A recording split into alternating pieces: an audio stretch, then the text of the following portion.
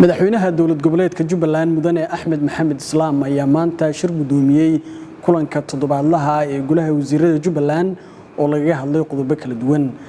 waxaana kulanka ugu horeyn golaha wasiiradu ay ka doodeen xaaladaha amniga Jubbaland iyadoona golaha amniga ee heer dowlad goboleed ay golaha wasiiradu ka codsadeen inay soo gudbiyaan hanaanka sugidda amniga Jubbaland isla markaana ay hay'adaha kala duwan ee amnigu hanaankaas ay sida ugu dhaqsiyaha badan u dhaqangeliyaan waxa kale oo golaha wasiiradu ay ka hadleen isla markaana wasaaradda dastuurka laga dhageystay hanaanka dib u eegista dastuurka Soomaaliya oo ay hadda gacanta ku hayso dowladda federaalka ee Soomaaliya waxaana wasaaraddu ay soo jeedisay in hanaankaasi aan wax la tashi laga yeelan bulshada iyo dowlad goboleedka Jubbaland midna isla markaana taasi ay wadada u xaareyso in waxyaabaha ka soo baxa dib u eegista lagu sameeyo dastuurka aan wax talo iyo tusaale ku yeelan dadka reer Jubbaland waxa goluhu ay isku raaceen in hanaanka dib u eegista dastuurku uu wada khaldan ku socdo isla markaana loo baahan yahay in dhammaan dadka Soomaaliyeed laga talageliyo isla markaana afkaaro iyo aragtiyo ay ku yeeshaan kulanka golaha wasiirada waxa kale oo laga hadlay xariga magaalada Muqdisho dhawaan lagu geystay wasiirka amniga Jubbaland waxaana si adag golaha wasiiradu ay u sheegeen in hanaanka loo maray xariga wasiirku una sharci ahayn loona baahan yahay baaritaan madax banaan dhinaca kale kulanka golaha wasiirada waxa laga hadlay dib u dhac ku yimid munaasabada caleemasaarka madaxweynaha Jubbaland iyadoona la sheegay in dib u dhacaasi uu la xiriiro marti sharaf kala duwan oo ka qayb gali lahayd munaasabada caleemasaarka oo aynu u suuragelin in waqtigii loo qabtay ay ku yimaadaan isla markaana waqtiyada soo socda martidaasi marka ay yimaadaan kadib la qaban doono munaasabada caleemasaarka isla markaana waqtiga ay dhacayso dadweynaha kala duwan ee Jubbaland iyo martidaba ee la ogeysiinayo gabagabadii kulanka golaha wasiirada waxaa saxaafadda la hadlay injineer Cabdi Xuseen Cabdiraxmaan wasiirka warfaafinta ee Jubbaland waxaana uu yiri go'aamadii ka soo baxay waxa ugu horeeyay doodeer kadib waxay goluhu isku raaceen qodobadan hoos ku xusan qodobka koowaad oo ah in la dardar galiyo arrimaha dib u heshiisiinta oo ay hogaaminayso wasaaradda arrimaha gudaha taasoo meel fiican u maraysa hadda howlahoodii in la dardar galiyo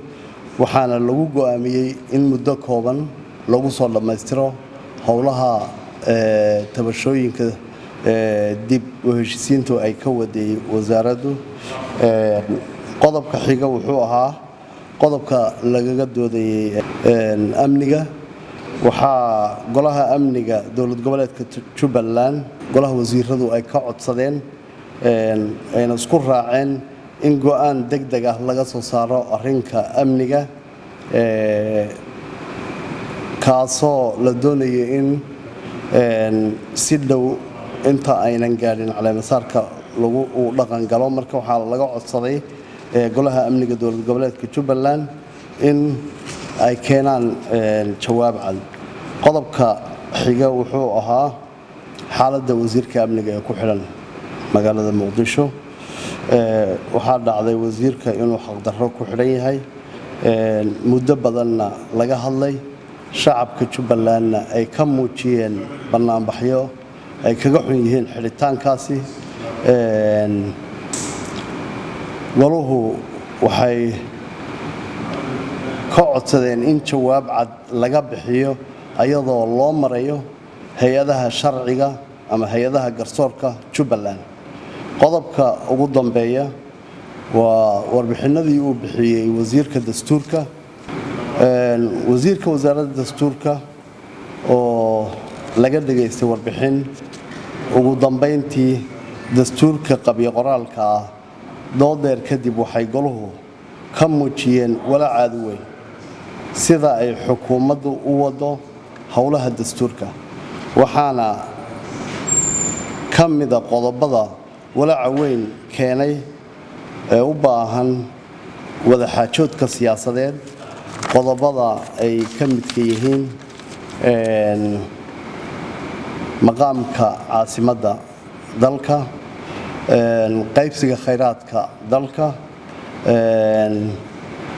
kala qaybinta awoodaha dowladda federaalka iyo dowlad goboleedyada iyo qodobo kale badan